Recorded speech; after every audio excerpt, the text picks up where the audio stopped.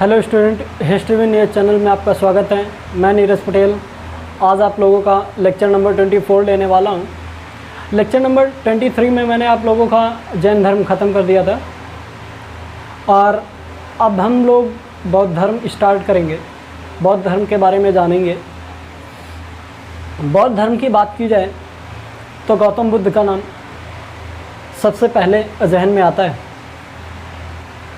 अगर गौतम बुद्ध की बात की जाए अर्थात महात्मा बुद्ध की बात की जाए तो अगर इनके बचपन का नाम देखा जाए तो सिद्धार्थ था और इनका प्रतीक हाथी और सांड था। सफ़ेद हाथी, क्योंकि शांति का प्रतीक होता है, तो सफ़ेद हाथी और सांड था। जन्म की बात की जाए तो 563 बीसी 563 बीसी या फिर 567 बीसी 567 बीसी को माना जाता है। और इनका जन्म लुम्बिनी वन में नेपाल में हुआ था। एक्चुअली हुआ ये था कि एक गांव पड़ता है रोमेनदेई, जो कि नेपाल में है, और वहाँ पे इनका ननिहाल था। बुद्ध का ननिहाल रोमेनदेई गांव था। तो इनकी माँ वहाँ जा रही थी और रास्ते में जंगल में इनकी माँ को प्रसव पीड़ा हुई और वो लुम्बिनी वन जिसे बोलते हैं लुम्बिनी वन में वहाँ पे प्रसव पीड़ा हुई और बुद्ध का जन्म वहीं पे हुआ था, इसलिए बोलते हैं लुम्बिनी वन में इनका जन्म हुआ। और रोमेनदेई गांव इनका ननिहाल था जहाँ पे जा रही थी इनकी माता जी। अगर इनकी माता की बात की जाए तो माता का नाम महामाया या माया देवी, जो कि बिहार में है। और अगर बात की जाए पिता की तो पिता शुद्धोधन, जो कि कपिलवस्तु के शाक्य वंश के राजा थे। तो जो कपिलवस्तु है उसकी बात की जाए तो कपिलवस्तु जो है वो उत्तर प्रदेश और नेपाल की सीमा से अर्थात के बॉर्डर से लगता है। और आपको बताएं, जन्म के 7 दिन बाद इनकी माता महामाया का देहांत हो जाता है। अब होता क्या है कि इनकी मौसी, जिनका नाम प्रजापति गौतमी था, प्रजापति गौतमी जो है गौतम बुद्ध का पालन पोषण करने लगती, लालन पालन करती। और उसके बाद में जो है इनके पिता शुद्धोधन प्रजापति गौतमी इनकी मौसी से शादी कर लेते हैं। होता क्या है कि इनको एक माँ अर्थात बुद्ध को एक माँ मिल जाती है और इनके पिता शुद्धोधन को एक पत्नी मिल जाती है। दोनों का जीवन सही से चलने लगता है। और प्रजापति गौतमी की बात की जाए तो प्रजापति गौतमी ने अपने बच्चों से भी बढ़ के गौतम बुद्ध का पालन पोषण किया है। इन्होंने अपना स्तनपान तक कराया है। और आपको बताएं कि इनकी जो बेटी थी वो नंदा थी। बेटे का नाम नंद था। जो प्रजापति गौतमी की बेटी और बेटा था, नंदा एवं नंद, बेटी और बेटा दोनों इनके संतानें थीं। और इनकी सौतेली माँ, बुद्ध की सौतेली माँ जो है प्रजापति गौतमी बनी थी। तो ये बातें थी, सबसे पहले लिख लेते हैं। और बताएं, जो प्रथम महिला भिक्षुणी की बात की जाए तो वो इनकी माँ अर्थात सौतेली माँ प्रजापति गौतमी ही थी। तो सबसे पहले इसे लिख लेते हैं।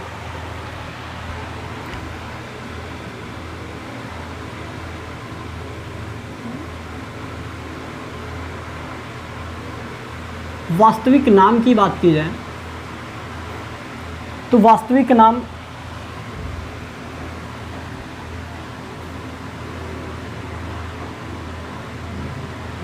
सिद्धार्थ था। और आपको बताएं अगर इनके जन्म की बात की जाए तो जन्म 563 BC या फिर 567 BC को मानते हैं। जन्म स्थान की बात की जाए, मैंने बताया कि लुम्बिनी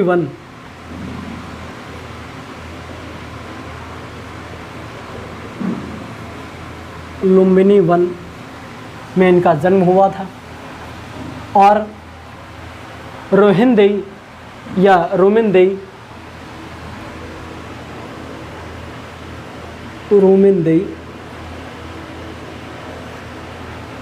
गांव, जो कि इनका ननिहाल था।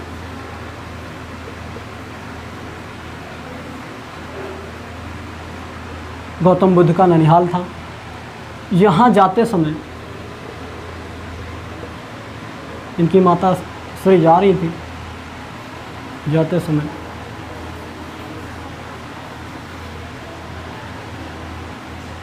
इनका जन्म हुआ था।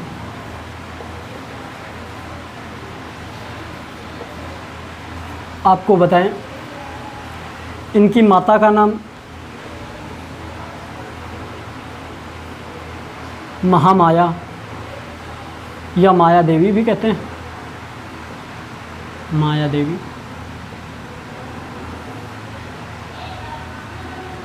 माया देवी। और बताएं, पिता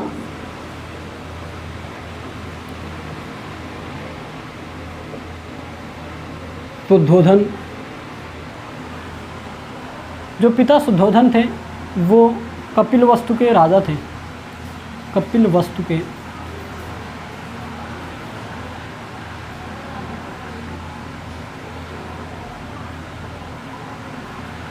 शाक्य वंश के राजा थे।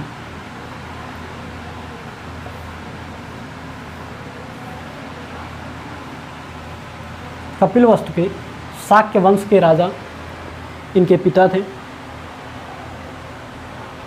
और कपिलवस्तु की बात की जाए,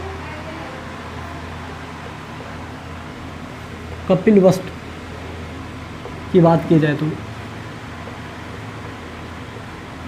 उत्तर प्रदेश और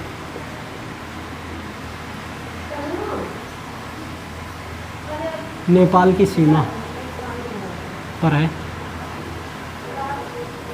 नेपाल की सीमा पर है। आपको बताएं, सबसे पहले आप इसे नोट डाउन करें, उसके बाद में आगे बताते हैं।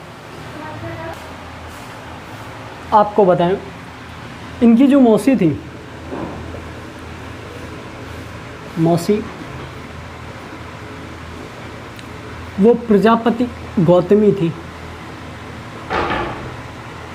प्रजापति गौतमी इनकी मौसी थी, जो कि बाद को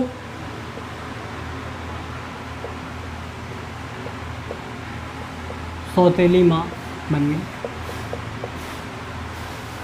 अगर इनकी संतान की बात की जाए तो संतान दो थी। दो संतानों में से बेटा जो है नंद था, और बेटी की बात की जाए तो नंदा थी। और जन्म के 7 दिन बाद, जन्म के 7 दिन बाद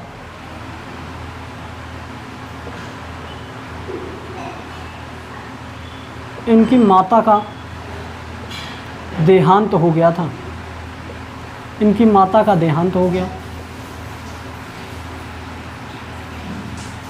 जन्म के 7 दिन बाद, जन्म के 7 दिन बाद जब इनकी माता का देहांत हुआ तो सारा भार जो है वो प्रजापति गौतमी ने ले लिया था। और आपको बताएं, इनकी जो मौसी थी, इनकी जो मौसी थी प्रजापति गौतमी, प्रजापति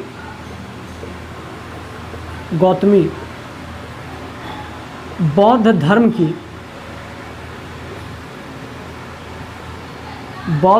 की पहली महिला भिक्षुणी थी। पहली महिला भिक्षुणी।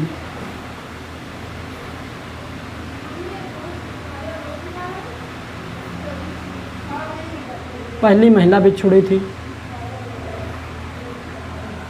तो ये बातें थी। और उसके बाद में बताएं, जो बुद्ध का प्रिय शिष्य था वो आनंद था, और आनंद के कहने पर अपनी सौतेली माँ को अर्थात प्रजापति गौतमी को बौद्ध धर्म में शामिल कर लिया था बाद में। तो अगर बात की जाए गौतम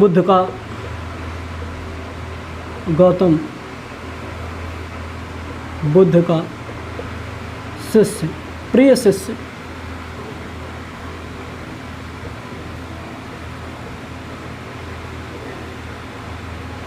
शिष्य, आनंद के कहने पर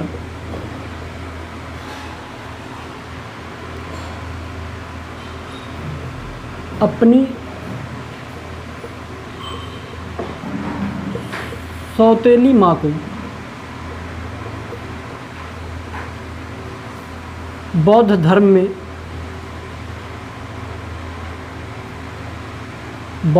में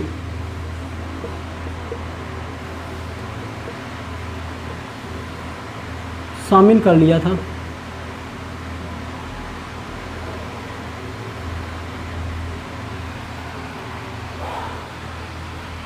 और सबसे पहले आप इसे नोट डाउन करें, देन आगे बताते हैं। और आपको बताएं, प्रजापति गौतमी ने, जैसा मैंने बताया कि उन्होंने अपना स्तनपान भी कराया था, और बुद्ध जो है पहले से ही अलग स्वभाव के थे। अर्थात इनके पिता शुद्धोधन जो है सिद्धार्थ को देखा करते थे कि महल के सामने एक वट वृक्ष था जिसके नीचे जाकर तपस्या किया करते थे। और जब तपस्या करते रहते थे तो उन्हें टेंशन हुई, क्योंकि आपको बताएं जब इनका जन्म हुआ तो इनके जन्म के समय कौटिल्य और कालदेवल जैसे महान प्रकांड विद्वान आए हुए थे, और जिन्होंने भविष्यवाणी की थी कि यह बालक एक दिन चक्रवर्ती सम्राट बनेगा या फिर जो है बहुत ही बड़ा उपदेशक बनेगा। तो उन्हें टेंशन होने लगी थी, क्योंकि बात ये थी कि ये वट वृक्ष के नीचे जाकर तपस्या किया करते थे। तो इससे पता चलता था कि ऐसा कुछ हो सकता है, कहीं ये सन्यासी ना बन जाए। इस वजह से उन्होंने 16 वर्ष की एज में, 16 वर्ष की अवस्था में बुद्ध की शादी कर दी। और बुद्ध की शादी यशोधरा से कर दी थी। और आपको बताएं, यशोधरा कोलीय गणराज्य से थी। कोलीय गणराज्य से इनकी मम्मी भी थी, महामाया। इनकी मम्मी कोलीय गणराज्य से ही थी, और इनकी पत्नी यशोधरा कोलीय गणराज्य से थी। जब पिता शुद्धोधन ने इनकी शादी करा दी तो फिर होता क्या है कि इनका मन तब भी नहीं लगता है, तब भी ये छोड़ छाड़ के जो डेली वट वृक्ष के नीचे तपस्या किया करते थे। तो पिता शुद्धोधन जब इस बात को देखते हैं तो क्या करते हैं, एक दिन बोल सकते हैं सुंदर सुंदर परियों के बीच में रात को इन्हें छोड़ दिया जाता है। एक बंद कमरे में, बहुत बड़ा हॉल टाइप का रहा होगा, या एक बंद कमरे में, बड़े बंद कमरे में इनको सुंदर सुंदर परियों के बीच में जब छोड़ा जाता है तो इन्हें ऐसा लगता है कि बहुत ही सुंदर है। लेकिन होता क्या है, जब इन्होंने देखा इतनी सुंदर परियां हैं, अप्सराएं हैं, तो उन्हें देखकर इनको नींद आ जाती और ये सो जाते हैं। जब ये सुबह उठते हैं तो देखते हैं कि वही अप्सराएं, वही सुंदरियां, वही परियां जो शाम को देखने में अति सुंदर लग रही थी, वो अब बिल्कुल विकराल रूप धारण किए हुए, अर्थात बहुत ही बुरी देखने में लग रही हैं, क्योंकि उस टाइम पे मेकअप किया होगा शाम को। और जब सुबह देखा तो उनका जब विकराल रूप दिखा तो उनका मन और भी हट गया। और पिता ने, इनके पिता जो थे, उन्होंने सोचा था कि जब ये परियों के बीच में इस तरह से रहेंगे तो उससे क्या होगा, ये गृहस्थ जीवन में पड़ जाएंगे और उसके बाद में ये सन्यासी नहीं बनेंगे। लेकिन होता उल्टा है, उसका प्रभाव उल्टा पड़ जाता है। आपको बताएं, जब सिद्धार्थ 28 वर्ष की एज में थे तब इनको एक पुत्र पैदा हुआ। और जब पुत्र पैदा हुआ तो इनके मुख से राहु निकला, और जैसे ही इनके मुख से राहु निकला उस बेटे का नाम राहुल रख दिया गया। और बताएं, जब सिद्धार्थ की एज 29 वर्ष थी तो 29 वर्ष की अवस्था में इनके पिता शुद्धोधन का देहांत हो जाता है। और जब शुद्धोधन का देहांत हो जाता है तो सारा कारोबार जो है सिद्धार्थ के ऊपर आता है, अर्थात बुद्ध के ऊपर आता है। और बुद्ध इन सब मोह माया में नहीं पड़ना चाहते थे, क्योंकि कपिलवस्तु के राजा शुद्धोधन थे।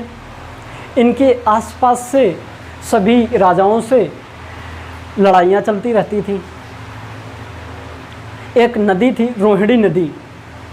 रोहिणी नदी के जल को लेकर, बंटवारे को लेकर अक्सर लड़ाइयाँ हुआ करती थी और ये लड़ाइयों में नहीं पड़ना चाहते थे। तो इन्होंने क्या किया कि ये 29 वर्ष की एज में पत्नी यशोधरा और बेटे राहुल को छोड़कर महल में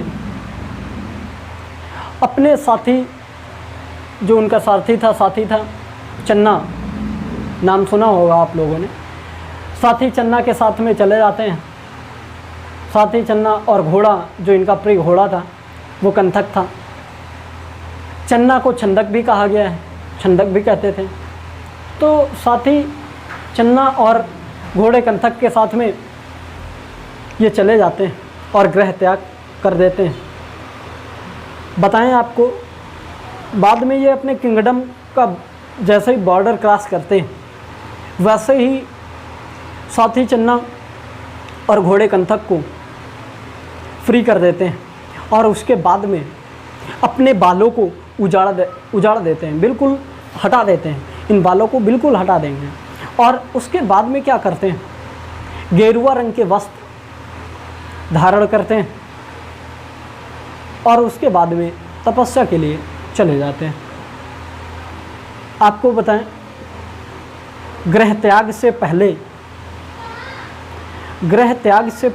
इन्हें 4 दृश्य दिखाए गए और वो साक्षात भगवान ने ही एक प्रकार से दिखाया था। वो 4 दृश्य, पहले दृश्य की बात की जाए तो जब पहले दिन जाते हैं, तो पहली बार जब जाते हैं, पहले दिन जब जाते हैं तो एक वृद्ध पुरुष दिखता है इनको।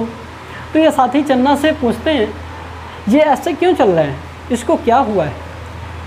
तो साथी चन्ना कहता है कि ये बूढ़ा हो चुका है, ये वृद्ध हो चुका है और ये एक दिन सभी को ऐसे ही होना है। तो कहने लगे कि क्या हमें भी होना है, ऐसा ही हमें भी बनना पड़ेगा?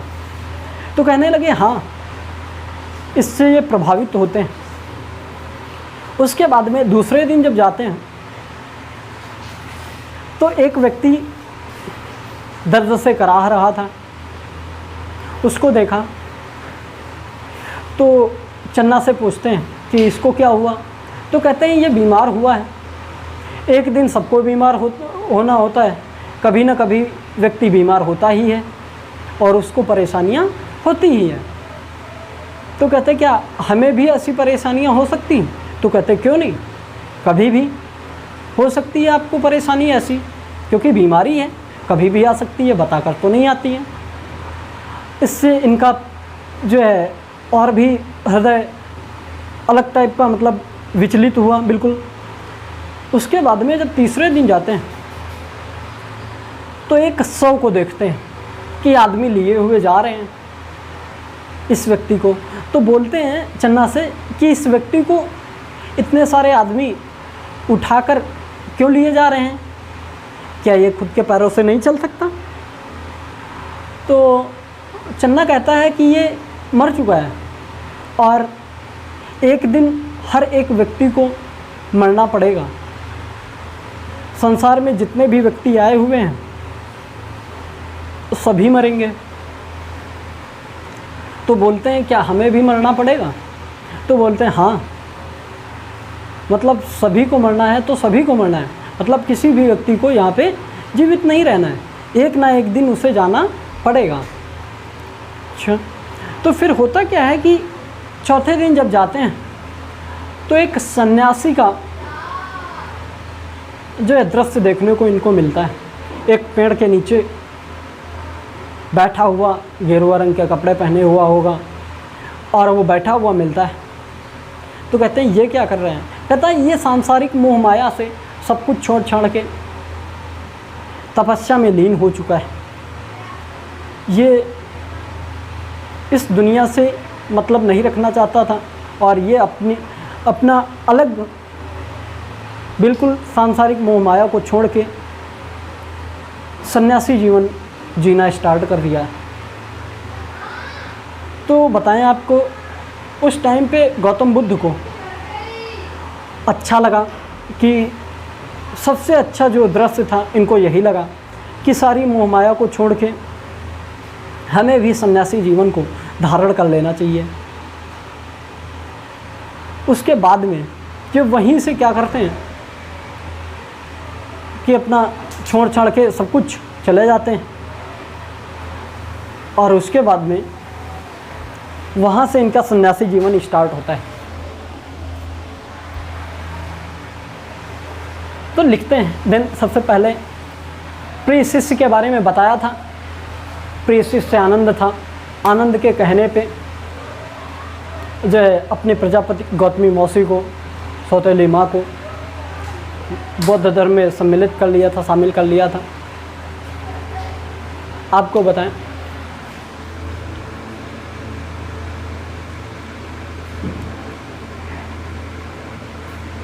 प्रजापति गौतमी ने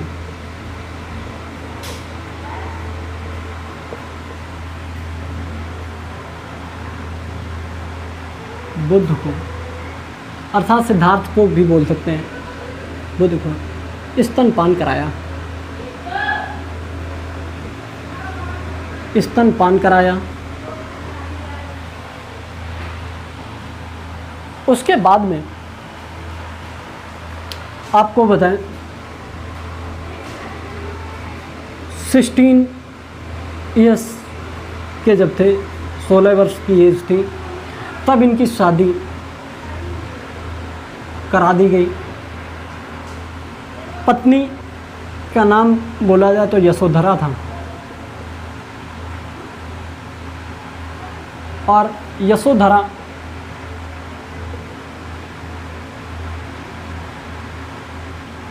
कोलीय गणराज्य की थी।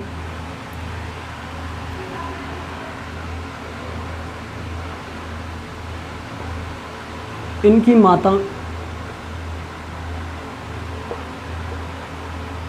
महामाया भी कोलीय गणराज्य की थी।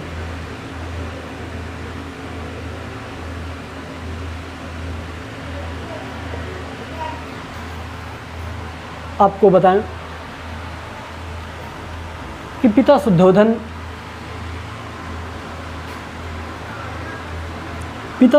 जब इनको देखते तो कि ये जो है वट वृक्ष के नीचे महल के सामने जो वृक्ष था कि जो सामने वृक्ष था वट वृक्ष था, उसी के नीचे ये तपस्या किया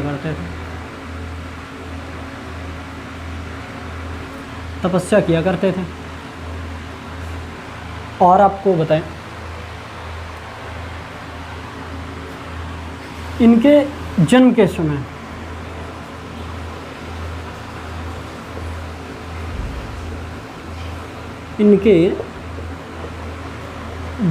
समय जो प्रकांड विद्वान थे, विद्वान ब्राह्मण जो भी बोल सकते हैं,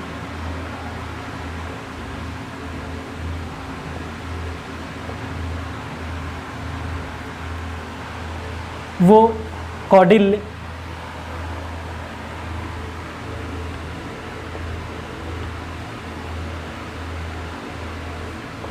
और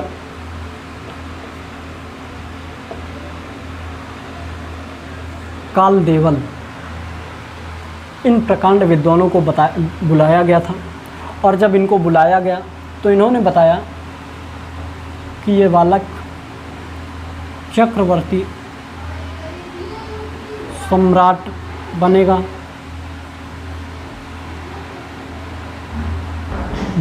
या फिर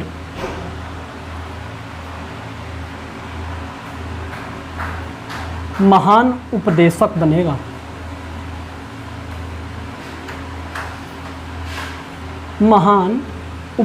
बनेगा। तो सबसे पहले आप इसे नोट डाउन करें, देन आगे हम बताते हैं।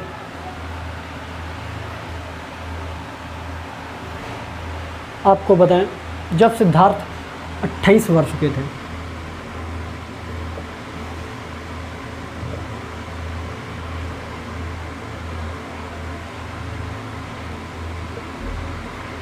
जब सिद्धार्थ की एज 28 वर्ष थी तब इनको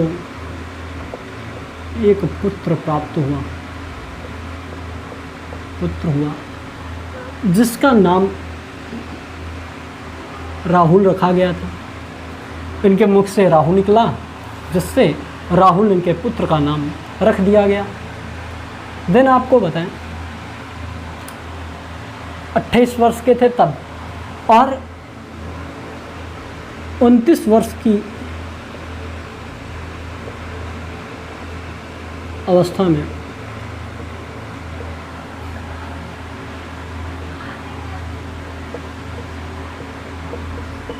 इनके पिता शुद्धोधन का देहांत हो जाता है।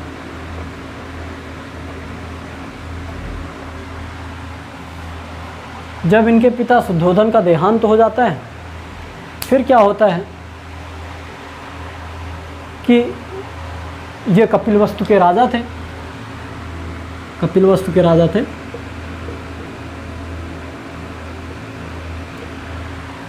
तो इनके आसपास के जो राजा थे उनसे इनकी लड़ाइयाँ चला करती थी। उससे हुआ क्या कि एक रोहिणी नदी थी,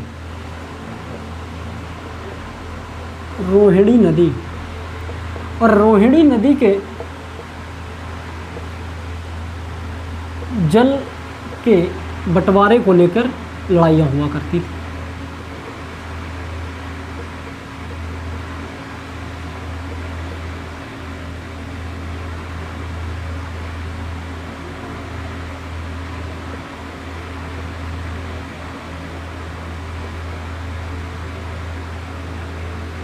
हुआ करती थी। और इन सब मोह माया में आपके गौतम बुद्ध अर्थात सिद्धार्थ नहीं पढ़ना चाहते थे। तो इन्होंने किया क्या कि 29 वर्ष की अवस्था में, 29 वर्ष की एज में ही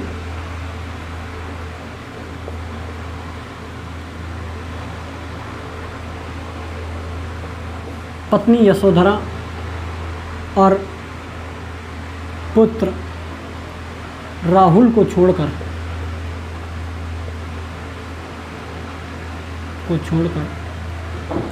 अपने साथी अर्थात सारथी चन्ना और जो इनका प्रिय घोड़ा था कंथक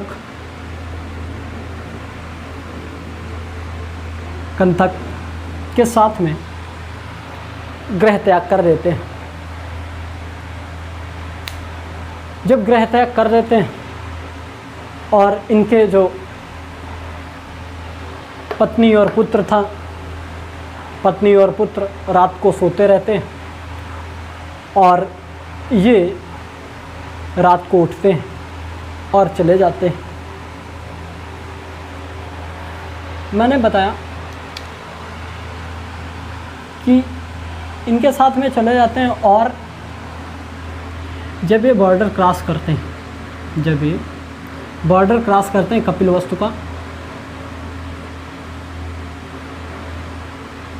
का जब बॉर्डर क्रॉस करते हैं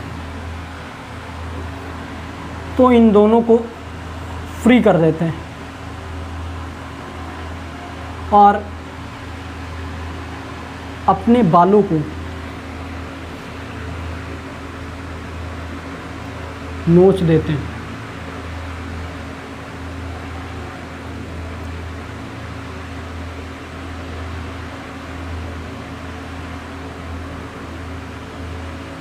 और गेरुआ वस्त्र धारण कर लेते हैं।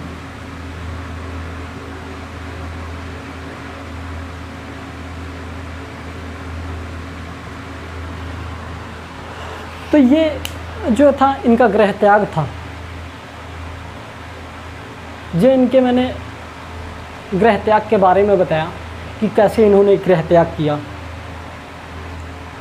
और ये वहीं से सन्यासी बने। जब गेरुआ वस्त्र धारण कर लिए उसके बाद में ये सन्यासी वहीं से बने। आपको बताएं, जो पूर्व गृह त्याग से पूर्व इन्होंने 4 दृश्य देखे थे, उन 4 दृश्य के बारे में अगली क्लास में बताएंगे। बता तो दिया ही है, अगली क्लास में, अगले लेक्चर में हम उनको लिखवा भी देंगे और उसके बाद में आगे की सारी जानकारी अगले लेक्चर में देंगे। तब तक आप इसे नोट डाउन करें और सही से पढ़ते रहें। तब तक के लिए जय हिंद।